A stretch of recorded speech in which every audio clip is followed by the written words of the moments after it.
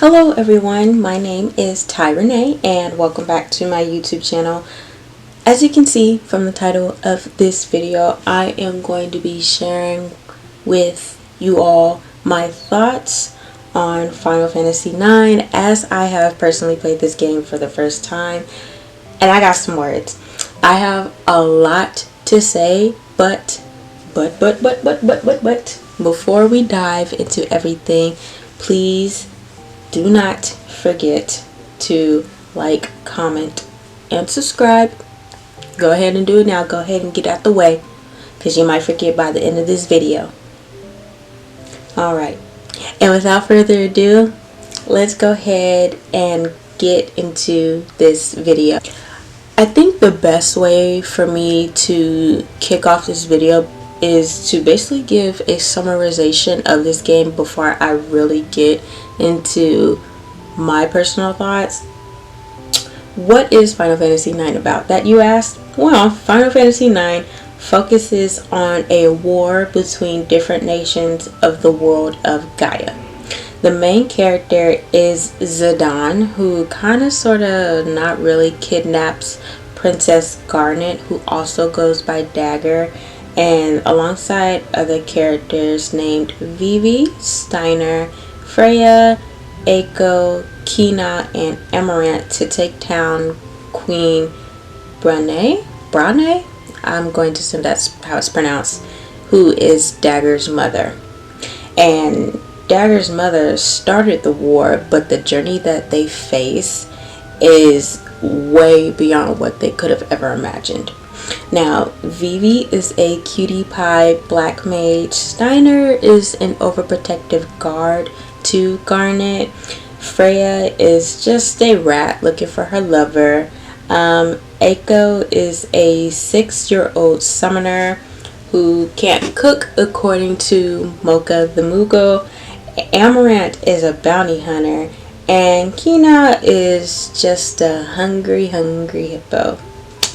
Yeah, but the story transitions into dealing with the queen to dealing with Kuja. Now, Kuja is the main protagonist of the game, who gives the queen black mages that look similar to Vivi and gives her the knowledge of the usage of the Eidolons, or is it Eidolons? Sorry, I'm horrible with words. Because, well, the queen, again, is Garnet's mother, is trying to kill her daughter. And the existence of the black mages are confusing at this point, and the Eidolons are something Dagger can summon in the usage of combat in the game. Now, there are people who are trying to bring the princess back to her mom, like Amarant and Lonnie, who are both bounty hunters, and Beatrix is a general in an all-female army, and of course that changes over time. We also learned that Kuja uses mist to create the black mages, but Vivi is a prototype, and Dagger learns her heritage as a summoner and the fact that the queen adopted her as a child. And the queen attempts to kill Kuja with the Eidolon, but he did it Uno reverse, right? And killed her with it instead. This leaves Dagger to be the new queen of Alexandria, but Kuja, of course, was not having that. He disrupts that, attacks the kingdom, and Dagger and Eiko summon the Eidolon to fight him off. Kuja tries to steal that Eidolon to overpower his master, whose name is Garland, and that does not happen immediately. The group follows Kuja to Terra, where the goal is clear at this point. The people of Terra created Garland to merge their world with Gaia, since Terra was hanging by a thread. Garland creates these vessels called geonomes, and how does he do this? He uses the Ifa tree to replace the lifeless souls of Gaia with the living souls of Terra, turning the former souls into mist, and this sets the people of Terra to be reborn into geonomes after this merge. Plot twist, check this out. Zidane and Kuja are genomes who were created into the world to bring chaos and war to Gaia. Kuja, however, wasn't up for it and defeated Garland because of it, but Garland stated that the former has a limited lifespan, and Zidane was supposed to be Kuja's replacement. Kuja leaves and destroys Terra to head back to the Ifa tree.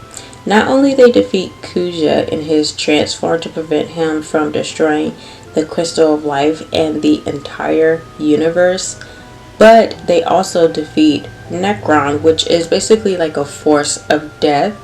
The tree is destroyed, but Zidane stays behind to try to save Kuja at the last minute. Fast forward to a year later, a lot changed in people's lives that occurred. There is a show to play as Alexandria, and unfortunately we see that there's an alluding to Vivi passing away, as the black mages have a limited lifespan. But we also see he left a lot of children behind. Freya and her lover Frat Lee are taking the time to rebuild Bermesia because it was destroyed in the midst of everything in the storyline. Aiko is adopted by Sid, and Kina works in the castle's kitchen. Steiner and Beatrice both work together as guards of Dagger. Amaranth and Lonnie, they travel together throughout the world, and Dagger settles into her new role of being Queen of Alexandria. However, in surprise of the play, Zidane reveals himself as the cloaked character from the play, and we end the game off with Dagger running to his arms, and we see that everyone is in joy in Alexandria as peace moves forward and concludes this game here of Final Fantasy IX. I can honestly see that Final Fantasy IX was made with love and care. It handles the topic of life and death differently from what I've personally seen with Final Fantasy games, and I've played this from like a different point of view, I guess, understanding your purpose in life. And although death does sound scary, it just goes to show, just cherish what you have, if that makes sense. However, I will be honest with you all and say that Final Fantasy IX did not resonate with me, and I found it incredibly hard for me to connect with these characters and the story. The pacing honestly did not really hold on to my attention, but I will say that I do have a lot of respect for this main title, and I understand why people really like it the way that they do. If you were to ask me about the characters that I did like, I would probably say Vivi, Kina, and Beatrix. Maybe Aiko too, but it's not really too much of a strong admiration for any of these characters. Again, Vivi is cutie, and there was a times where I had heart for him. He's definitely amazing in combat. I always kept him in my party whenever there was a chance to have him in the party. I can say that I did feel something a bit in my heart when I didn't see him in the finale, because his life was cut short. Kina is just goofy to me. She or he, they are always just goofy, just always wanting to eat something and would try to find non-edible things edible, which was absolutely hilarious for the most part, but I didn't use them in combat as much. Aiko's crush on Zidane was very interesting to me, to say the least. It reminded me much of Iris's crush on Noctis in Final Fantasy 15, since I played that before this game. But I thought her relationship with the Muggles was very different from what I've seen in other Final Fantasy games. This is the first time where I've really seen Muggles, I guess, I don't want to say be front and center, but like have more screen time in like the main storyline versus them just kind of like being in the background if you need to synthesize some weapons. I will admit that Beatrice got on my nerves at first, but she did grow on me, except that she didn't really have too much screen time like I thought she would.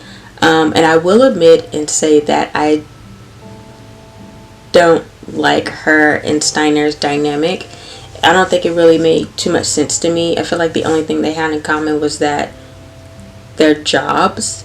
I just think that she's too good for Steiner. I can also say as well that unfortunately I did not grow an attachment to Zidane and Dagger as a pair, though I do appreciate the trope of opposites attract. This is not to say that they needed to say I love you to one another or kiss to prove that they are a true Final Fantasy couple. But in my eyes, this is a bit of a slow burn. Their love is shown more throughout the acts of service. I see it from Zidane helping Dagger drop her royal mannerisms to try to blend in with the normal people, and his help came in with her name, with his weapon. That's how she decided to go by Dagger.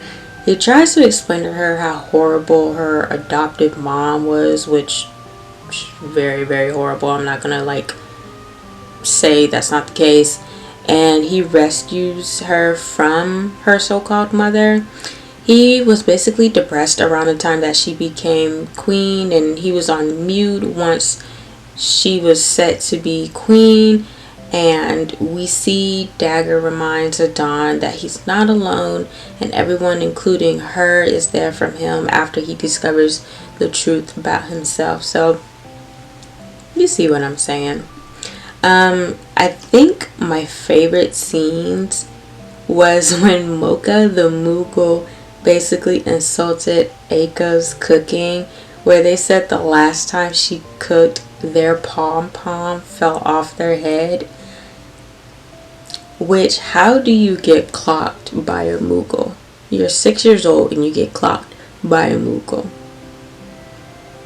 One scenario I also want to address as well that I feel like had been glossed over in the story and to the audience, because I never see anybody in the Final Fantasy IX fandom talk about this, was that Sid cheated on Hilda and he was begging her to turn him back into a human and promised that he wouldn't cheat again. Girl, Hilda better be me, because he would have stayed as a frog. Not even as a ulap, a frog. I also do think another scene that confused me was with Vivi leaving children behind, because when he joined the party, I could have swore his age was of a young individual. I don't want YouTube to attack me because I'm trying to be careful with my words. And it also makes me think that children aren't gonna be around for long either. Maybe I missed something in the plot as far as Vivi's lifespan and his children. Feel free to correct me in the comments if I missed something as far as that. I really think I do. Yeah, I think I did miss something with that. You're more than welcome to correct me, I promise. Now, I will say I'm somebody who does not enjoy mini games, card games, and mini games that are card games. Especially if they are mandatory to play in order to move forward in the storyline. And surprisingly, I do not mind Tetra Master. And this is coming from somebody who hated Triple Triad and did not like Queen's Blood. And at first I was in distress that I had to play this card game, because I was just like, I don't think I'm gonna ever finish this game. I don't think I'm gonna ever finish this game. But once I took the time to practice with bystanders and Trino, I eventually got the hang of it, and I was like, it's pretty good. Now, Is this to say what I go out of my way to play this game? No, not at all. But then again, I do not mind this card game. Other than that, I don't think I have a different cutscene that stood out to me, I guess. I noticed from the past Final Fantasy games that I have played, there was always one or more powerful cutscene that really spoke to me and that made me want to play more and see how everything folded out. And honestly, there was really not a scene in this game that stood out for me with that. Now, were there moments that threw me in for a loop? Yes, absolutely, yes, of course. But again, there was really nothing that was speaking to me throughout this game, and sadly, it was kind of at a point where it felt a bit of a chore for me to finish this game. And I will say the ending overall was pretty decent, with the exception of Vivi not being present. It didn't necessarily do anything for me emotionally. Now, I'm not against happy I'm not against happy endings in Final Fantasy games, because Final Fantasy games are really good at having sad endings for a lot of the main titles. I'm not against it at all. I prefer a happy ending because I'm tired of being emotionally and mentally destroyed through video games. But then again, it just was not for me. I will say as well, I don't really have an answer as far as my favorite soundtrack in this game. If you were to ask me what my favorite boss fight was probably Necron. And that's a maybe, and that's not for certain. I will admit that I'm not the biggest fan of the active time event. There are moments where I feel like every time I would take a couple of steps and then it would just pop up and it would interrupt with whatever Zidane or anybody else was doing. I wish the story itself would kind of just do like regular transitions, then rather leaving the audience to transition from one character to another.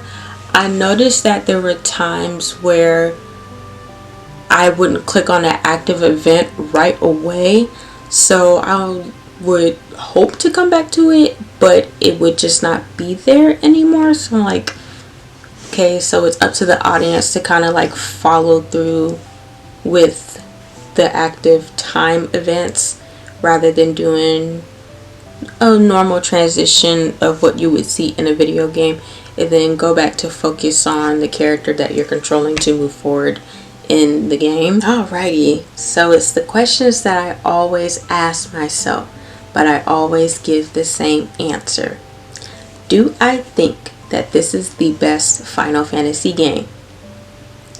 And I would not know because I have not played all of them. Now, do I see myself replaying Final Fantasy IX? Unfortunately, I do not. But this game is a game that I can admire and respect from a distance. This does not mean that I hate the game with all my heart. This does not mean that I would go on the internet and bash this game. But I do respect the legacy that this installment brings to the Final Fantasy fandom. And I also want to state that I will still buy the merch with it, because I think back in April or May, they had announced the little plushies. You guys know I have a couple of like Kingdom Hearts and Final Fantasy plushies, so I will get the plushies. Also, they're adorable. Who would pass up on merch, like cute merch? Who would pass up on that? But I don't think I would come back to this. Now, a lot of people have speculated that there could be a remake for this game in the future. Would I ever jump back into this world and the storyline and these characters if there was a remake? That is really 50-50 with me on that one. I I feel like maybe if they do the treatment that Final Fantasy VII is getting, you know, having the same storyline but just having a couple things in the storyline tweaked, maybe I could come to it. But then again, that's really a 50-50 on that there, and I am so sorry to anybody that I could have disappointed who was looking forward to my thoughts and opinions on this video. But never say never as far as looking at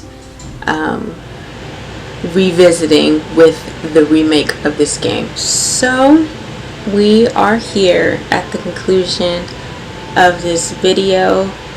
I'm pretty sure nobody is going to agree with this here, and I am super sorry.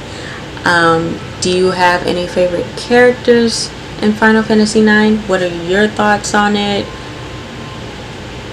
Tell me your favorite boss fight, tell me your favorite cutscenes, and let me know. Do you think there's going to be a remake? Would you play the remake? I'm so sorry for disappointing, but do not forget to like, comment, subscribe, and share. I am also on multiple social media platforms. I'm on Instagram, I'm on TikTok, I'm on Twitter, so please follow me there and I will follow you back. Thank you for watching this, and I will see you in the next video. Take care now.